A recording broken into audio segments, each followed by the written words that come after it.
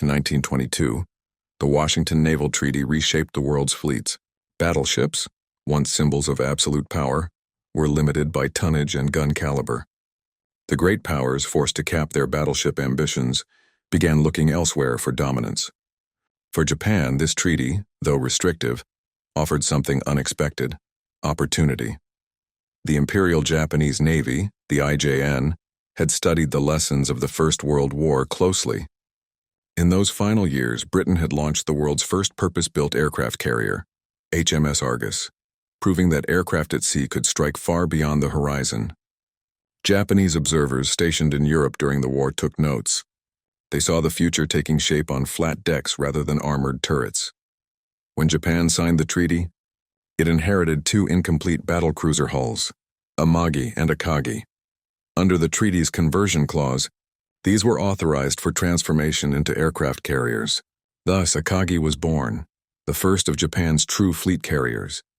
Her sister ship Amagi was destroyed by an earthquake in 1923, but another ship, Kaga, rose in her place, converted from an unfinished battleship hull. Together, Akagi and Kaga became the foundation of Japan's carrier doctrine. Fast, long-range strike ships capable of coordinated air assaults, designed not for defense but for offense. Throughout the 1920s and 1930s, Japanese naval thinkers began developing a doctrine radically different from that of Western powers. While the US and Britain saw carriers primarily as reconnaissance tools supporting battleships, the Japanese envisioned something bolder: carriers as the decisive weapon themselves. The IJN's tactical school at Tsuchiura became a laboratory of experimentation. Crews practiced massed air formations, coordinated bombing runs, and night carrier operations. The Japanese believed in the decisive battle, Kantai Kessen, an epic confrontation in which the enemy fleet would be destroyed in a single, overwhelming strike. Aircraft carriers, in their eyes, were the perfect tool to prepare that strike, crippling the enemy before the battleships even closed in. By 1935, Japan's carrier force included Hosho, the world's first purpose-built carrier, Akagi, Kaga, Ryujo, and two new, sleek vessels, Soryu and Hiryu. These ships were fast, heavily armed, and optimized for offensive operations. Their hangars were packed with torpedo bombers, dive bombers, and fighters, all designed for one purpose: to deliver devastating first blows. Technology alone would not define Japan's power. Skill would. Japanese naval aviators underwent some of the most rigorous training in the world. Only a fraction of applicants earned their wings. They practiced gunnery, formation flying, torpedo drops, and carrier landings until perfection became instinct. By the late 1930s, Japan's carrier air groups had become elite. Their exercises in the South China Sea and Pacific Islands revealed an extraordinary level of coordination, multiple carriers launching waves of aircraft in synchronized attacks. Each strike was choreographed down to the second, a symphony of motion and precision. This discipline would become both their greatest strength and their fatal weakness. For such skill took years to cultivate, and once lost in battle, it could not be easily replaced. By the mid-1930s, Japan's imperial ambitions had grown clear. The invasion of Manchuria in 1931, followed by the full-scale war in China beginning in 1937, drew condemnation from the West. The nation's military leadership, dominated by expansionist ideology, saw the United States as an inevitable adversary, a power standing between Japan and the raw materials of Southeast Asia. In 1939, war erupted in Europe. The world's attention turned to Hitler's Germany, leaving Japan to expand unchecked. But the economic blockade imposed by the United States, particularly the oil embargo of 1941, cornered Tokyo. Japan's navy, dependent on imported fuel, faced a strategic nightmare: either retreat from its conquests or seize the resources of the Dutch East Indies and British Malaya by force. To do so, it had to neutralize one obstacle: the U.S. Pacific Fleet based at Pearl Harbor. In secret, Admiral Isoroku Yamamoto, commander of the combined fleet, devised a daring plan. He had seen firsthand the power of airstrikes, having studied at Harvard and served as naval attaché in Washington. He knew Japan could not win a long war of attrition. Only a sudden, devastating blow could buy time for Japan to seize its empire. Thus, Kido Butai, the first air fleet, was formed in 1941, an unprecedented concentration of 6 fleet carriers, their air groups numbering over 400 aircraft. Never before had any nation assembled such power afloat. The carriers, Akagi, Kaga, Soryu, Hiryu, Shokaku, and Zuikaku, would strike Pearl Harbor, crippling the American fleet and clearing the Pacific for Japan's expansion. Every detail of the operation was rehearsed. Attack waves, refueling rendezvous, signal codes. Even miniature models of Pearl Harbor were built for training. The pilots knew their targets before they ever saw them. On December 7, 1941, that plan unfolded, and the world entered a new era of warfare. Pearl Harbor was not just an attack. It was the culmination of 20 years of naval evolution, a weapon honed in silence, unleashed in a single morning.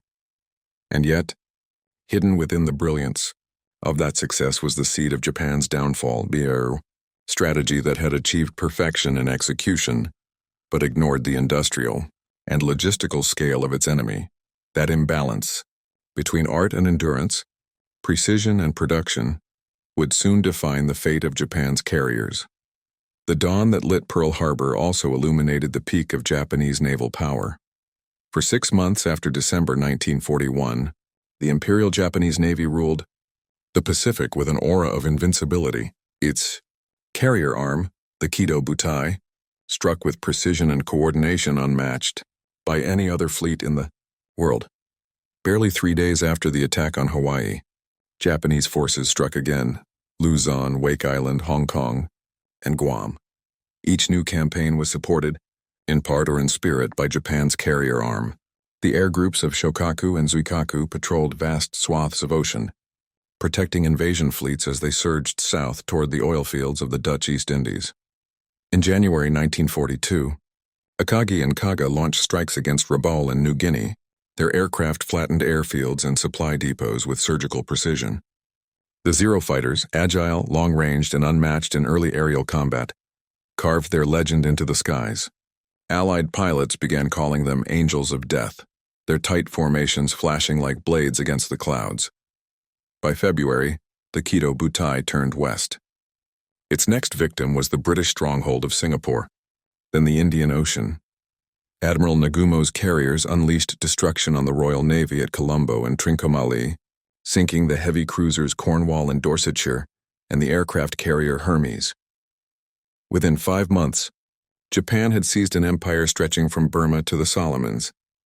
Its carrier groups ranged freely across thousands of miles of ocean. Tokyo celebrated. The world seemed to belong to Japan. This was the Kido Butai's finest hour. Its organization, unprecedented in naval history, fused 6 carriers into a single striking arm, their air wings coordinated as if one vast, floating airfield. Japanese carriers operated in paired divisions: Akagi with Kaga, Soryu with Hiryu, Shokaku with Zuikaku. Each pair trained together for months, perfecting launch and recovery cycles measured to the minute. Aircraft were spotted, fueled, and armed in silence. Takeoff sequenced with mathematical precision.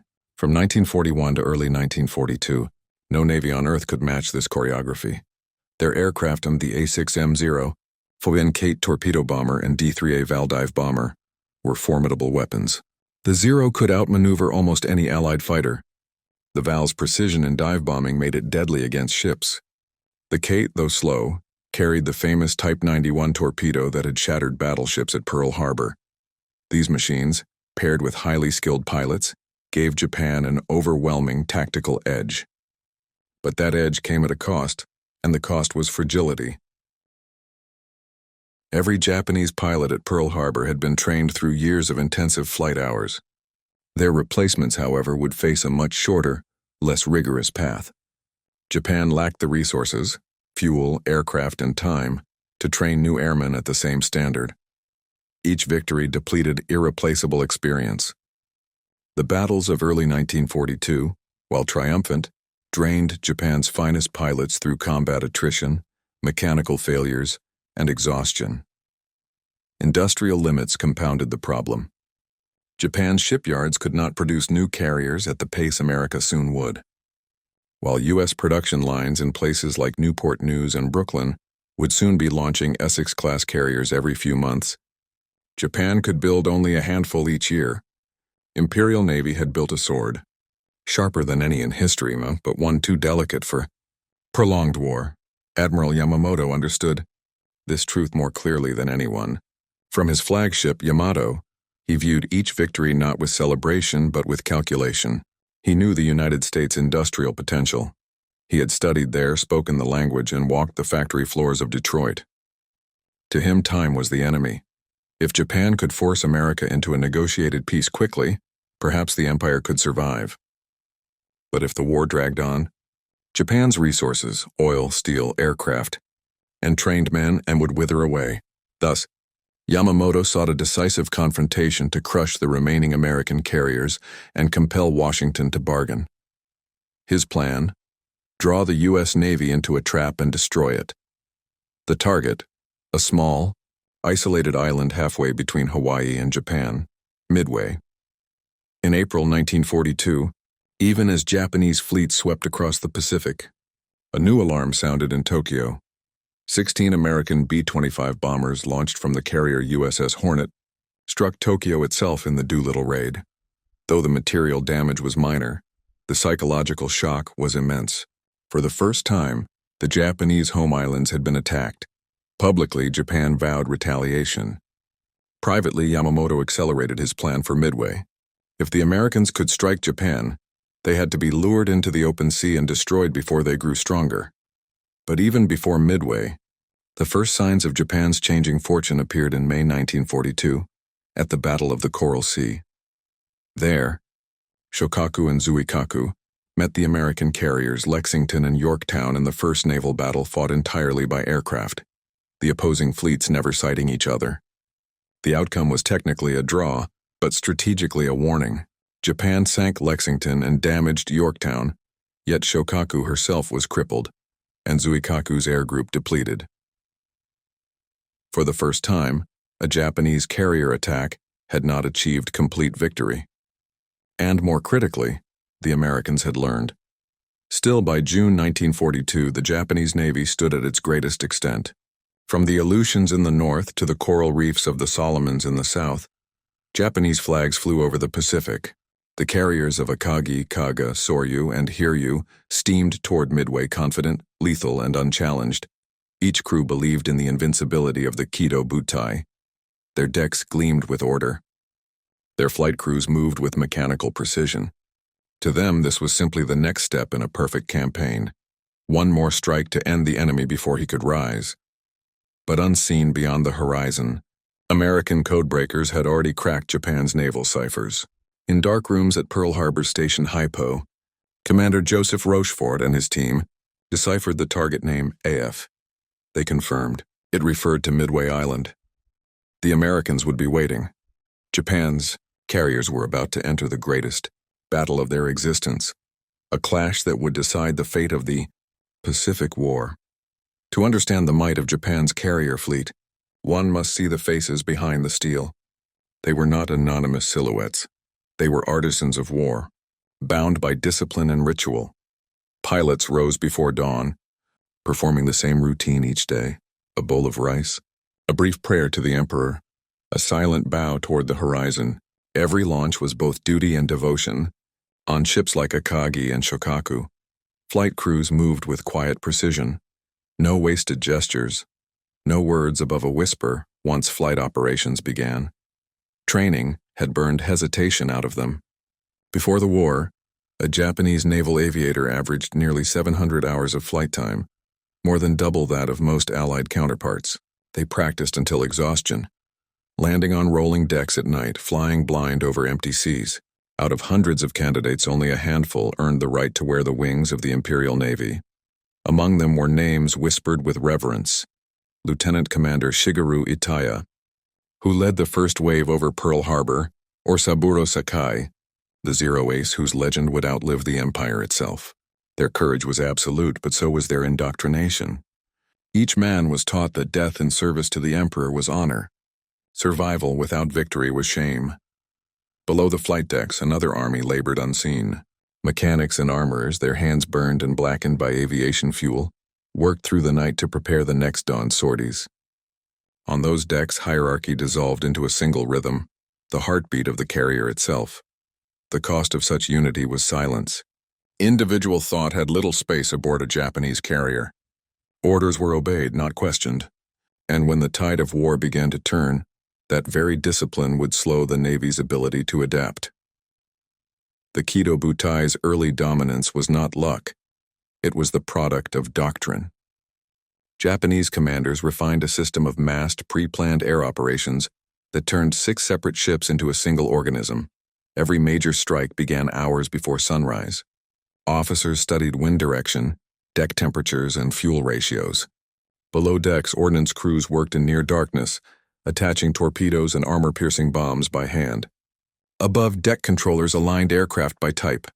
Dive bombers forward, torpedo planes amidships, fighters aft.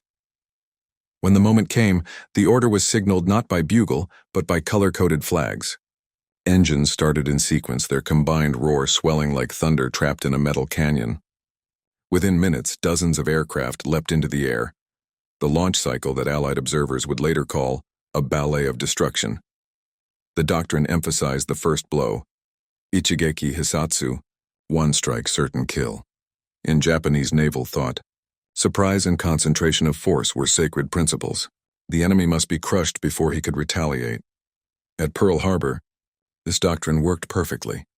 2 attack waves, meticulously timed, inflicted catastrophic losses on the U.S. Pacific Fleet. At the Indian Ocean, the same choreography destroyed British warships within hours. Yet the very structure that made these strikes efficient also made them inflexible. Command decisions flowed downward through rigid channels. Once aircraft were armed and launched, changing plans mid-operation was nearly impossible. When circumstances shifted, as they would at Midway, minutes of hesitation could become fatal. Japanese carrier tactics demanded precision, but the chaos of war rarely granted it. The carriers themselves were marvels of design and of compromise. Unlike the heavily armored American carriers that would follow, Japanese ships prized speed and striking power above protection. Akagi and Kaga, both converted from battlecruiser hulls, carried large air groups and more than 90 aircraft each, and could reach 31 knots. Their hangars stacked 2 and even 3 decks high, connected by aircraft elevators that hummed constantly during battle. But armor was thin, and fuel lines ran dangerously close to hangars. Japanese designers believed that agility and offensive reach outweighed the risks. In practice, those design choices would prove disastrous once enemy bombs began to fall. Their aircraft, the A6M-0, D-3A Val, and B-5N Kate, reflected the same philosophy. Speed, maneuverability, and offensive range, achieved by sacrificing armor and self-sealing fuel tanks. The Zero, introduced in 1940, could climb and turn faster than any Allied fighter of its time. In skilled hands, it dominated the skies from China to the Coral Sea. Pilots often spoke of it as an extension of their own bodies, a winged sword, the Kate torpedo. Bomber was the instrument of Pearl Harbor's most devastating blows. Its redesigned torpedoes could run shallow in harbor waters, striking American battleships where they least expected. The Val dive bomber, meanwhile, earned the reputation of precision itself. Its screaming dives at near vertical angles were both terrifying and effective. However, the technological race was already shifting. American radar, improved anti-aircraft fire, and new fighter models like the F-4F Wildcat began to close the gap. What Japan had gained through years of careful development, its enemies would soon match through industrial speed. By 1942, Japan's finest machines still ruled the Pacific skies, but the margin of superiority was shrinking with every engagement. Spring, 1942, the Pacific belonged to the rising sun. From the decks of Akagi, Kaga, Soryu, Hiryu, Shokaku, and Zuikaku, the Imperial Navy stretched its reach across thousands of miles of ocean. In just 6 months, Japan had achieved what no empire had ever done before: total dominance of the Pacific through air power launched from the sea. Pearl Harbor lay crippled. The British Eastern Fleet had been driven from the Indian Ocean. The American bases at Guam, Wake, and the Philippines had fallen. The Kido Butai, Japan's carrier strike force, was more than a fleet. It was an idea realized to perfection. Its movements were seamless, its communication disciplined, and its commanders, men like Vice Admiral Chuichi Nagumo and Rear Admiral Tamon Yamaguchi, believed they had rewritten the rules of naval warfare. From the bridge of Akagi, Nagumo would sometimes watch the flight deck as if observing a living organism, the pilots strapping in, the deck crews aligning aircraft, the signals rippling down the line. He knew the rhythm of it all, and that rhythm had delivered victory after victory. But the very perfection of the system hid its weaknesses. It was an empire of precision, but not of resilience. Every victory consumed fuel, pilots, and aircraft that Japan could not easily replace. And each battle taught the enemy more about how to fight them.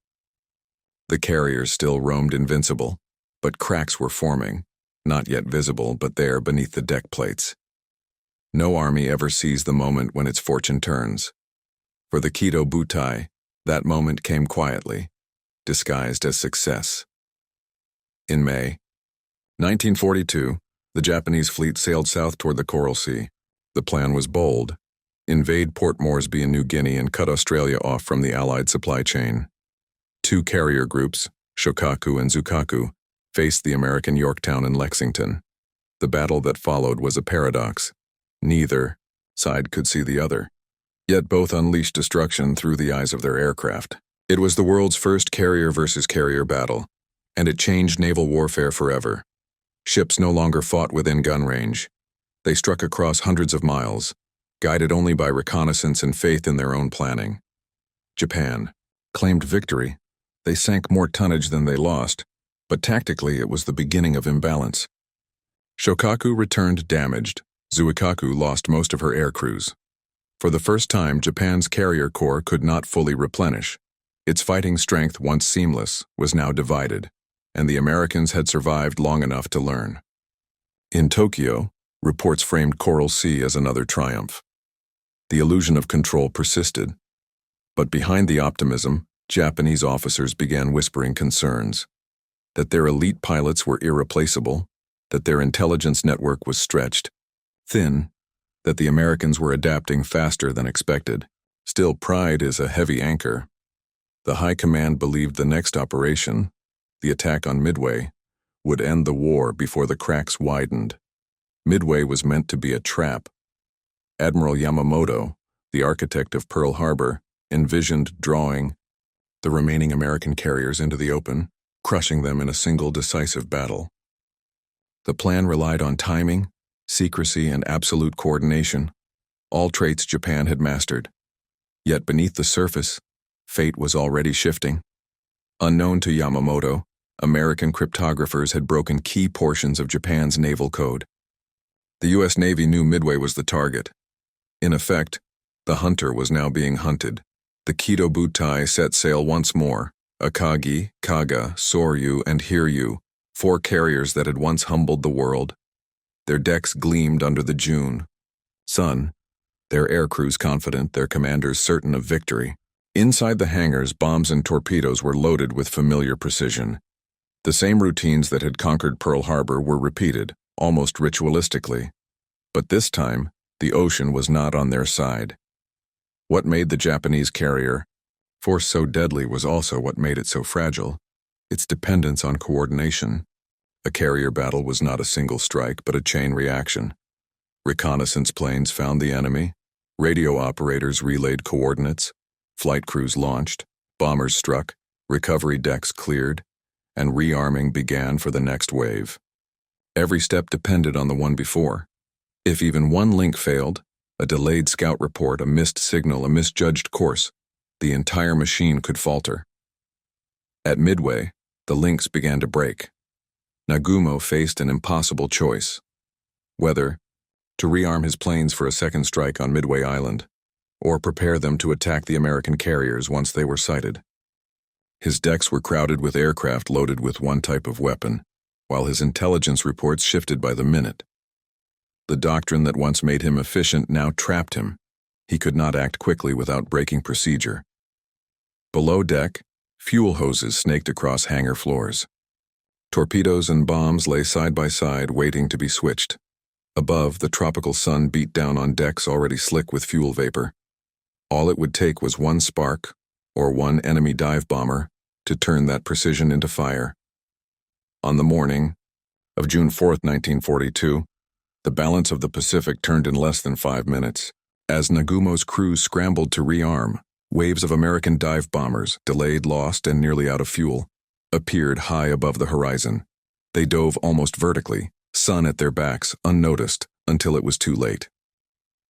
At 10:22 a.m., bombs struck Kaga, Akagi, and Soryu in quick succession. Explosions tore through hangars packed with armed aircraft. Within moments, entire decks were engulfed in fire. Men leapt overboard as the ships that had once symbolized Japan's might became burning tombs. Only Hiryu survived long enough to launch 2 desperate counterattacks, scoring hits on Yorktown before American planes found her too. By sunset, all 4 of Japan's frontline carriers were gone, and with them, the irreplaceable core of her air crews. The Kido Butai, the once perfect war machine, ceased to exist. Midway was not just a battle lost, it was the shattering of an illusion. Japan had built a weapon of extraordinary power but bound it in the chains of doctrine, pride, and limited resources. The empire had reached too far, too fast, and for the first time the ocean began to answer back. In the aftermath of Midway, silence replaced the once proud hum of engines aboard Japan's carriers. For the first time, officers of the Imperial Navy walked the decks with uncertainty in their eyes. They had not just lost ships, they had lost identity.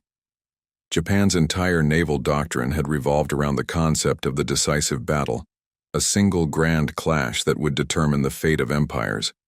It was a philosophy rooted in history, from Tsushima in 1905 to Pearl Harbor in 1941, and Midway had been meant to complete that legacy. Instead, it shattered it. The death of Akagi, Kaga, Soryu, and Hiryu was more than tactical defeat. It was the symbolic collapse of belief. Many of the airmen who died at Midway were among the most experienced pilots in Japan's Navy, men trained over years in specialized academies. Their loss could not be measured in numbers. It was the disappearance of mastery itself. In Tokyo, the government downplayed the defeat. Newspapers spoke vaguely of minor setbacks, but within the Naval General Staff, Yamamoto himself is said to have been devastated, pacing for hours, sleepless, chain-smoking, his faith in his own strategy eroding. He had once described Japan's naval expansion as awakening a sleeping giant. At Midway, that giant had begun to stir, and it would never sleep again. Technologically, Japan's carriers were still formidable, sleek, efficient, and battle-tested. But war is not won by machines alone. The Americans, by contrast, were learning faster than Japan could adapt. The Yorktown class, followed by Essex-class carriers, were larger, tougher, and equipped with superior damage control systems. The U.S. also built replacement aircraft in months, while Japan, limited by scarce industry and resources, took nearly a year to produce the same number. The heart of Japan's aviation, the Zero, once unmatched, was now being outclassed by newer American fighters like the F-6F Hellcat. Its light frame, once an advantage, became a weakness against better-armed armored opponents. But Japan's true deficit was human. The air crews lost at Coral Sea and Midway were never replaced with equal experience. Training programs, shortened, under wartime pressure, produced pilots who lacked the instincts, formation discipline, and precision that had once defined the Kido Butai. By 1943, the Imperial Navy had ships, but fewer men capable of flying from them with confidence. The machine had lost its soul, while America redefined carrier warfare as a system, integrating logistics, intelligence, and mass production. Japan clung to the belief that courage could substitute for capacity. Yamamoto's successors continued to plan operations that mirrored earlier successes, failing to see that the war's tempo had changed. The Pacific was no longer a chessboard of single decisive engagements. It was a vast, grinding contest of endurance. Every Japanese carrier battle group still operated with precision, but without flexibility.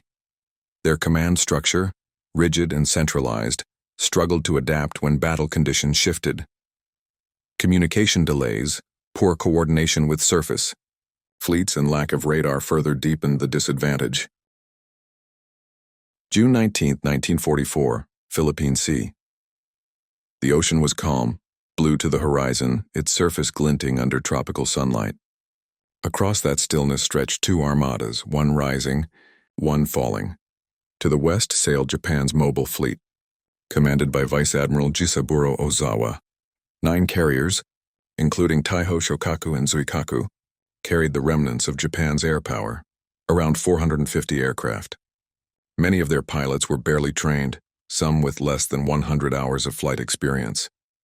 To the east, the U.S. Fifth Fleet, under Admiral Raymond Spruance and Vice Admiral Mark Mitcher, approached with a power unseen in naval history, 15 carriers, over 900 aircraft, backed by radar-guided cruisers, battleships, and a vast screen of destroyers. The balance of the Pacific had inverted. 2 years earlier, Japan's carriers had struck unseen, dictating the tempo of war. Now American radar could see hundreds of miles beyond the horizon. The hunters had become the hunted. At dawn, Japanese scouts spotted faint traces of the enemy and launched their first strike wave. Engines roared, propellers whipped the humid air, and the last great carrier battle of the Imperial Navy began. The first Japanese wave, 69 aircraft from Shokaku, Zuikaku, and Taiho, climbed into the morning light. Their orders: find the American carriers and attack with everything they had. They flew with discipline but not cohesion. Many pilots lacked navigation skill, and without radar or proper coordination, formations quickly scattered across the endless sea. By contrast, the Americans were waiting. Radar aboard the USS Lexington and USS Enterprise picked up the incoming blips at over 150 miles. Controllers vectored squadrons of F-6F Hellcats to intercept. Within minutes, the blue sky erupted into chaos. The Japanese Zeros, once kings of the Pacific, were outmatched. Their speed and climb could not compete with the newer Hellcats, which dove faster, fired heavier guns, and could absorb punishment. For every American plane lost, nearly 20 Japanese went down. The pilots who survived the first engagement described it as flying into a wall of gunfire. By noon, most of the first strike wave had been wiped out before ever reaching visual range of an American carrier. In the calm voice of one U.S. pilot, Lieutenant Alex Vrasiu, the imbalance was absolute. It wasn't a dogfight, it was a massacre. Back aboard the Japanese fleet, Admiral Ozawa watched the horizon anxiously. He received no clear reports from his strike groups, only scattered, broken messages. The once precise system of coordination that had defined the Kido Butai was gone. Then came the blow from within.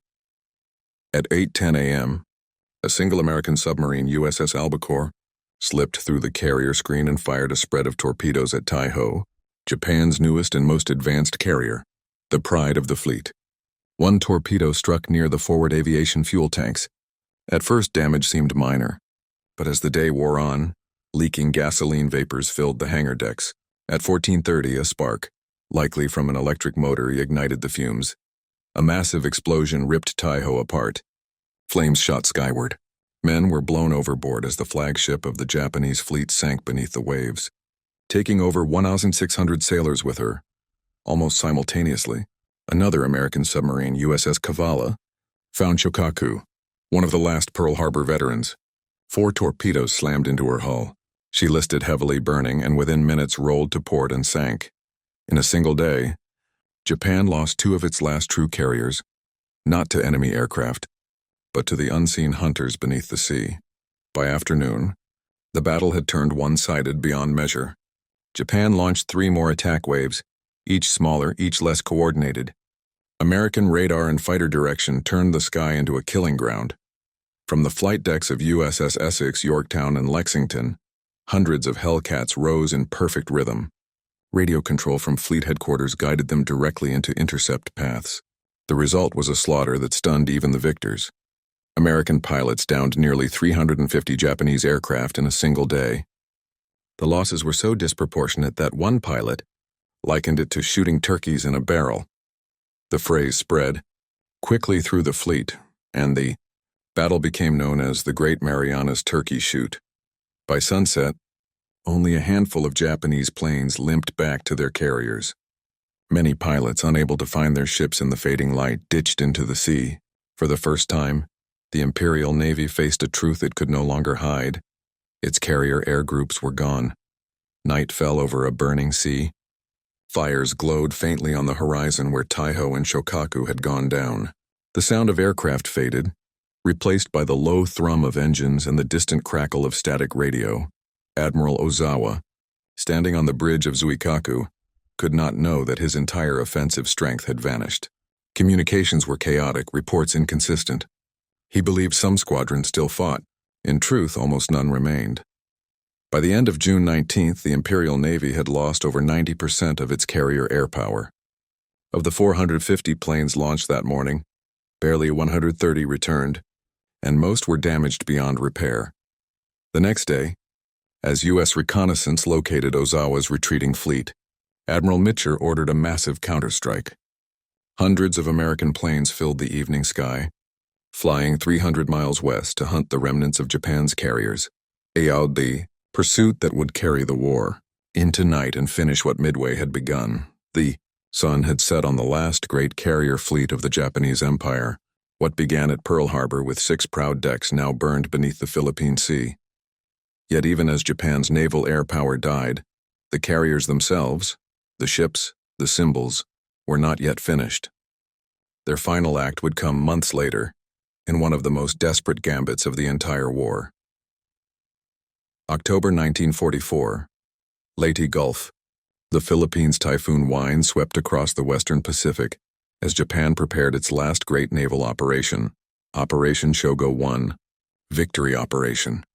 But beneath its name lay the opposite of triumph. The plan was not to win, it was to die with purpose. By now, Japan's empire was collapsing on every front. American forces had taken Saipan and Guam. B-29 bombers were striking the home islands. The Philippine archipelago, vital for oil and supply routes, had become the next American objective. If the U.S. seized Leyte, Japan's lifeline to Southeast Asia would be severed. Desperation forced the Imperial Navy into a trap of its own making. With no hope of matching America's firepower, Japan's admirals conceived a strategy of deception. They would divide their fleet into several forces. The center force, battleships and cruisers, would attack the U.S. landing fleet directly from the west. To the north, a smaller northern force, composed of Japan's remaining carriers, would lure Admiral William Halsey's powerful Third Fleet away from Leyte Gulf. These carriers, led by Vice Admiral Jisaburo Ozawa, were no longer instruments of war. They were decoys.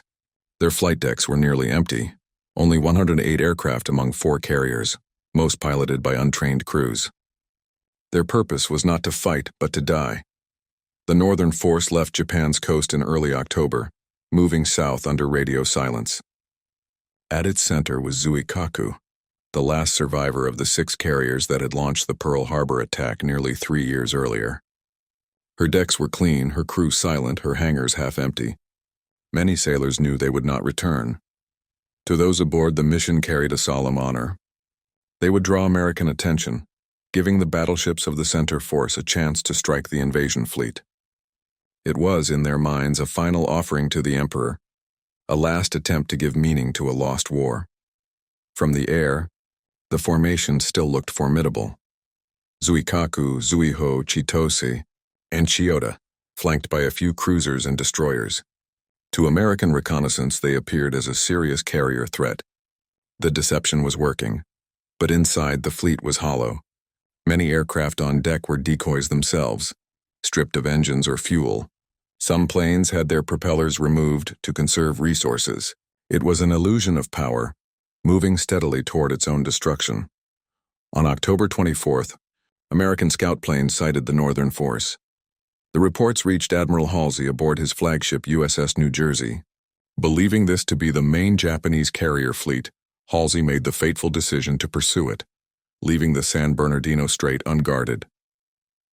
The Japanese deception had succeeded.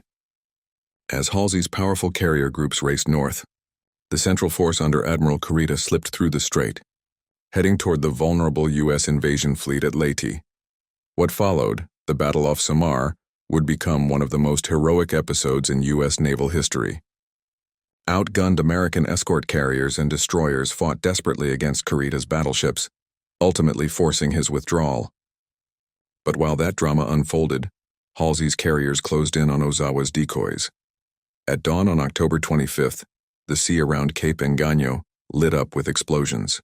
Over 500 American aircraft descended on Ozawa's fleet from every direction. The Japanese defenders could do little. Their few fighters were swept aside almost instantly. Shokaku, the once proud flagship of Pearl Harbor, was the first to take the blow. At Oitibao, waves of Helldivers and Avengers from USS Lexington and USS Essex screamed down in coordinated attack. Bombs tore through the flight deck, sending geysers of flame into the sky. Torpedoes slammed into her starboard side, flooding compartments deep below. The ship shuddered but stayed afloat.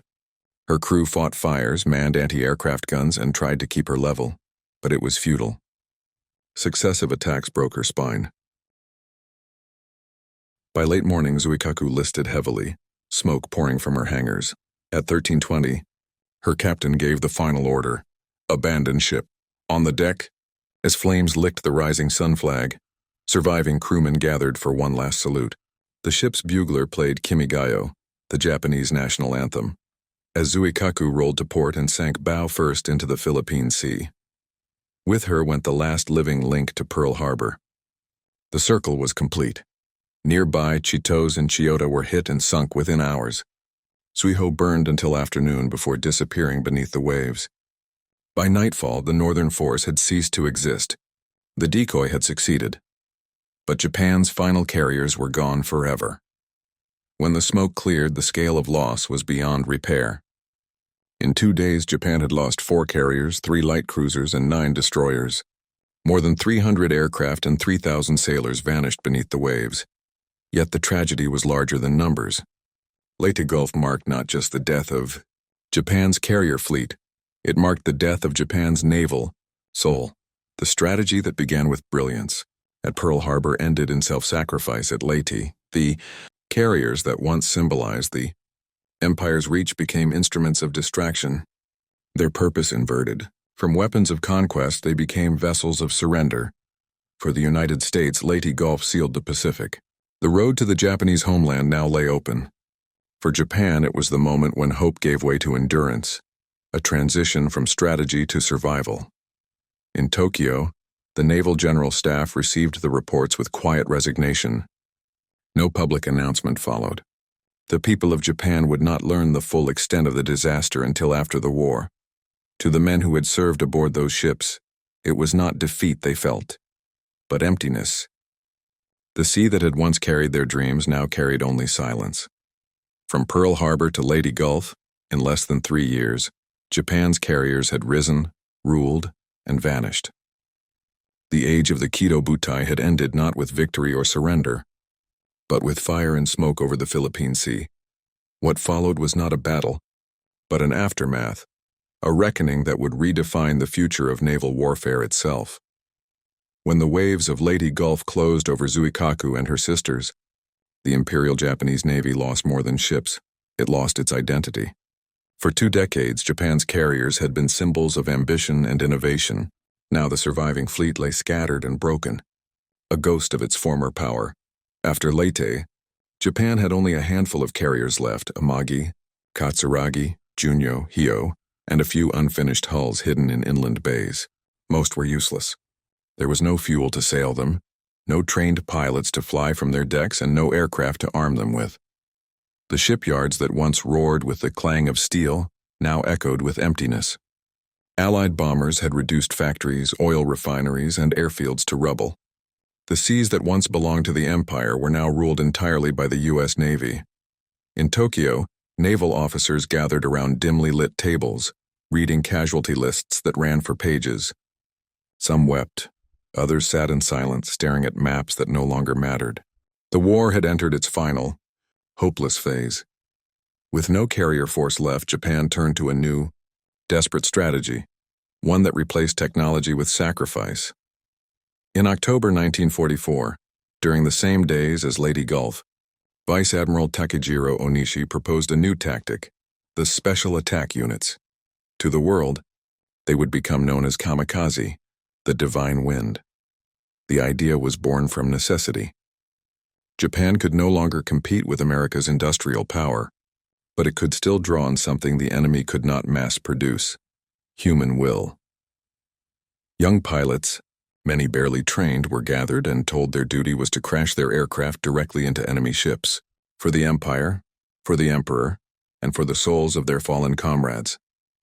They were given a brief ceremony, a white headband marked with the rising sun, and a final cup of sake. Some smiled bravely. Others trembled as they walked toward their planes. Few truly believed they could change the war's outcome, but they believed they could die with purpose. By the end of the war, more than 3,800 kamikaze pilots had taken off. They sank or damaged hundreds of Allied ships, killing nearly 5,000 sailors. But even this terrible sacrifice could not turn the tide. The kamikaze campaign was not a strategy. It was an epitaph, the final tragic evolution of Japan's carrier air arm. In early 1945, American bombers reached Japan itself. Cities burned night after night under waves of incendiary attacks. Among the targets were the remaining carriers, now moored uselessly at Kure, Yokosuka, and Kobe Amagi, once the pride of the home defense fleet, sat quietly in Kure Bay. When American planes came in July 1945, she was hit by multiple bombs and capsized in shallow water, her hull still visible after the war. Katsuragi, bombed alongside her, survived the attack but was crippled, stripped of machinery, and left as a hospital ship. Other half-completed carriers, Unryu, Shinano, Taiho, had already been sunk earlier by submarines or air raids. The great naval tradition of Japan, the one that had conquered the Pacific in 1941, now ended in docks and harbors.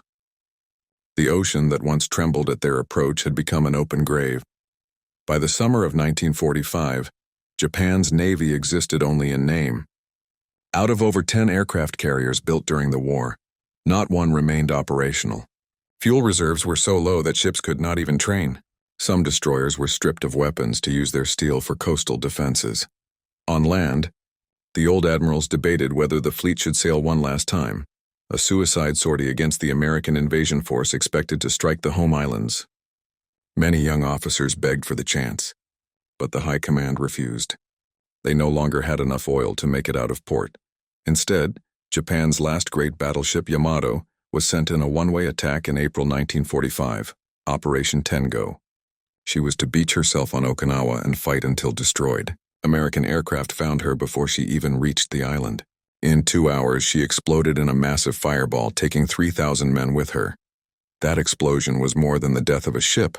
It was the death of a belief. For generations, Japan's warriors had been told that honor and will could overcome any obstacle. But against the industrial and technological power of the United States, even the greatest courage had limits. When the Emperor announced Japan's surrender on August 15, 1945, the surviving officers of the Imperial Navy listened in stunned silence. Some bowed their heads in tears. Others stared at the ground, unable to comprehend that the empire they had fought for was gone. At Kure and Yokosuka, the skeletons of carriers still lay half-submerged, their rusting hulls surrounded by floating debris.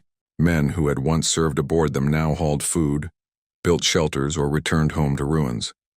In the months after the surrender, Allied teams arrived to inspect the wrecks. What they found were empty shells, no weapons, no engines, no fuel. Just twisted metal and fading symbols of the rising sun.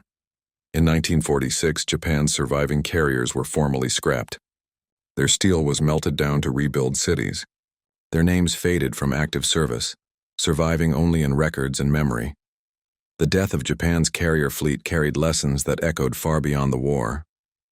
It marked the transformation of warfare itself, from battleships and surface engagements to air power, technology, and logistics. Japan had begun the war believing in spirit, in the invincibility of courage and sacrifice. America had won it through adaptation, through production, innovation, and relentless learning. When the fires of Tokyo and Hiroshima finally went out, a new world had begun. A world where aircraft carriers would again rule the seas, but now under the flag of the United States. And so, in the ruins of Kure, as the sun rose over a nation in defeat, the words once spoken by Admiral Yamamoto returned like a whisper from the deep. "I fear all we have done is to awaken a sleeping giant. and fill him with a terrible resolve. The giant had awakened, and the empire that had tried to strike first had vanished beneath the waves. By late 1945, Japan was a landscape of ruins. Its cities burned, its navy destroyed, its people starving. The once proud imperial fleet lay rusting in silence across the bays of Kure, Sasebo, and Yokosuka. Where once carrier decks launched waves of Zero fighters, now children played among twisted metal. American engineers surveyed the wrecks methodically. They studied the armor, the flight decks, the machinery that had once defied the Pacific. Each ship told a story of brilliance, of courage, and of fatal miscalculation. In their reports, U.S. officers noted how advanced many Japanese systems had been. The coordination of flight operations, the compact design of hangar decks, and the efficient use of limited resources. Japan had fought a war of ingenuity under impossible odds, but it had fought one it could never win. A war against an industrial empire with near infinite capacity. As these reports were filed away, so too was the Imperial Japanese Navy. Its officers were dismissed, its flags lowered forever. Japan's maritime soul went into silence. Under the American occupation that followed, Japan was forbidden from maintaining a military. Its factories, once producing engines of war, were ordered to build machinery for peace. The same shipyards that had once built carriers like Shokaku and Taiho began to construct civilian vessels, tankers, freighters, and fishing boats. The engineers who had designed aircraft engines now turned to building automobiles, locomotives, and electronics. This transformation was not immediate. Hunger, grief, and shame shadowed the early post-war years. Hunger, grief, and shame shadowed the early post-war years. Yet in silence, something remarkable began to happen. The discipline and precision that once fueled Japan's naval innovation became the backbone of its economic revival. By the 1950s, Japan's shipbuilding industry was thriving again, this time under the flag of peace. By the 1960s, it had become the largest in the world that had once feared Japan's power now admired its craftsmanship. The same nation that had built carriers for destruction now built vessels that carried goods, oil, and technology across the world's oceans. In 1954, under new constitutional terms, Japan was allowed to form a small, defensive navy, or the Maritime Self-Defense Force, JMSDF. It would never be a force of aggression. Its mission was to protect trade routes, ensure peace, and respond to disaster. Ironically, many of its first officers had once served under the rising sun flag. They returned to sea with different uniforms, carrying the same deep respect for the ocean and the discipline of the old Navy, but guided now by restraint. By the 1970s, the JMSDF operated some of the most advanced anti-submarine and helicopter carriers in Asia. They were not instruments of war, but symbols of a new kind of strength, one that guarded peace rather than threatened it.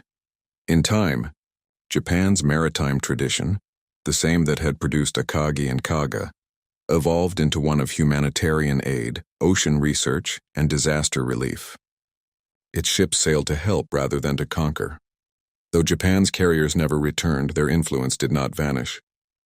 The lessons they taught about coordination, logistics, and technology shaped navies across the world. American carrier doctrine after the war borrowed heavily from early Japanese tactics, deck operations, rapid strike waves, and long-range coordination. Even the idea of concentrated carrier task forces, the very concept used at Pearl Harbor, became the foundation of U.S. naval power during the Cold War. In that sense, Japan's brief reign at sea changed the course of military history. It had proven what many had doubted before 1941, that the aircraft carrier, not the battleship, was the true ruler of the modern ocean. The cost had been catastrophic, but the revelation was permanent. Decades after the war, a new generation of Japanese people grew up without ever seeing the sea aflame or hearing the siren of an air raid. For them, the stories of Akagi and Shokaku belonged to another era, one told through museums, black and white photographs, and the fading memories of the few veterans who remained. Many of those old sailors spoke not of pride but of loss.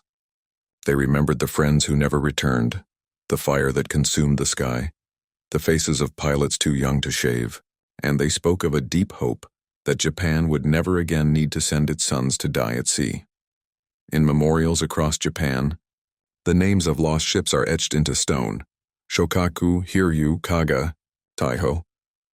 Visitors stand in silence as the waves lap gently nearby.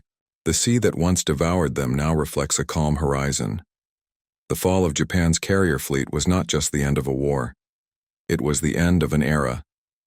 An era of empires, of iron and blood, of nations believing they could shape the world by force. What emerged in its place was something far greater, a nation that learned through loss. Japan rebuilt itself not with conquest but with creation.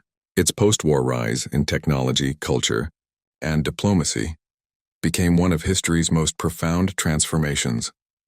And as modern Japan sails forward, its maritime self-defense force quietly guards the same waters where once Akagi launched her planes into history.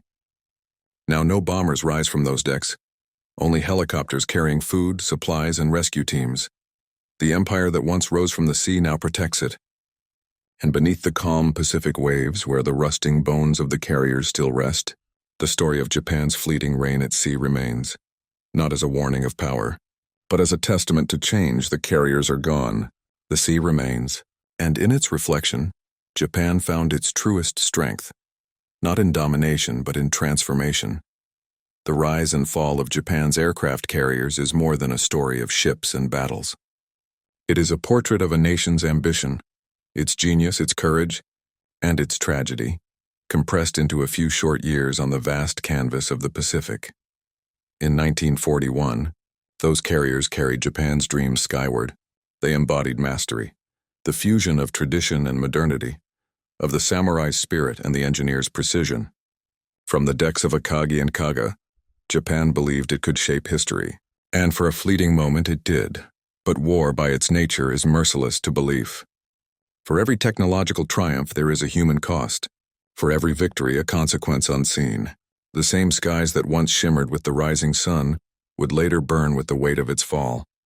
By 1945, Japan's carrier age had become a graveyard of steel and salt. Yet from that destruction came understanding, that progress without peace is ruin, that innovation without humanity is hollow. Today, the aircraft carrier remains the supreme symbol of naval strength, a legacy that owes as much to Japan's early vision as to America's enduring dominance. But the lesson is no longer about who commands the sea. It is about what the sea reveals of us. It reflects the duality of mankind, our drive to master and our need to learn humility. It reminds us that the same ingenuity that builds machines of war can also build bridges of peace, and that from the ashes of destruction can rise a different kind of power, one rooted not in conquest, but in understanding. Far below the surface of the Pacific, the wrecks of Hiryu, Kaga, and Akagi still rest, silent, corroded yet hauntingly whole. They lie in darkness, surrounded by coral and quiet currents. For divers who visit, it is less an exploration than a pilgrimage. These ships, once alive with energy and purpose, are now monuments to impermanence, reminders that even empires made of steel can dissolve into sand. Above them, life moves on. The seabirds circle. The waves whisper. The horizon glows with the same sun that once rose over those decks, and somewhere, between memory and silence, the story of Japan's carriers endures, not as a tale of war, but as a lesson in humanity's endless struggle to balance power with wisdom. In the end, history's greatest fleets vanish beneath the tide, but their echoes remain, carried not in the roar of engines, but in the quiet understanding that peace is the only victory that endures.